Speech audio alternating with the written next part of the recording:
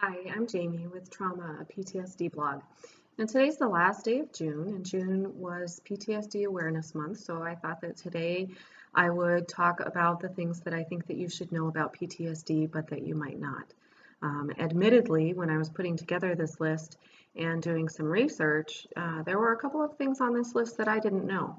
And I write a blog about PTSD, and I am a PTSD survivor.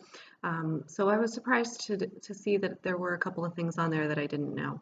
The first was that um, sexual assault is a bigger contributor to PTSD than is military combat. I think that most of us, when we hear PTSD, we automatically think soldiers who are returning from war, who have seen, war atrocities. And while that is a large contributor to PTSD, it's sexual assault that is the number one cause. The other thing that I didn't know is that researchers are finding that there's a genetic factor to PTSD, which basically means that some people are predisposed to having PTSD, much like someone who is predisposed to diabetes. They may or may not get it depending on the how they take care of themselves. If they eat a healthy diet and exercise and watch their sugar, then they may live a lifetime without developing diabetes, but they do have the predisposition for it. And PTSD, as it turns out, is like that as well. So some of us have the genetic components uh, that would cause us to develop PTSD if we suffer from a traumatic event.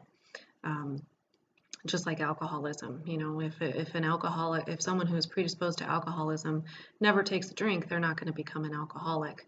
If someone who is predisposed to PTSD never suffers a traumatic event, then they are not going to develop PTSD, but that there is a genetic factor involved.